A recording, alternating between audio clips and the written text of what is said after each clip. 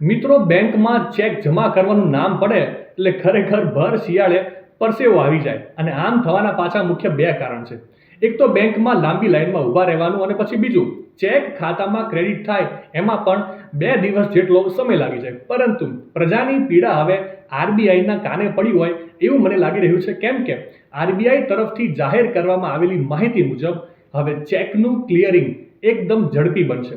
આગામી 3 જાન્યુઆરી 2026થી બેંક દ્વારા એ જ દિવસે 3 કલાકની અંદર ચેક પાસ અથવા રિટર્ન કરવામાં આવશે અને ગ્રાહકોને એ જ દિવસે તેમના ખાતામાં ક્રેડિટ પ્રાપ્ત થશે.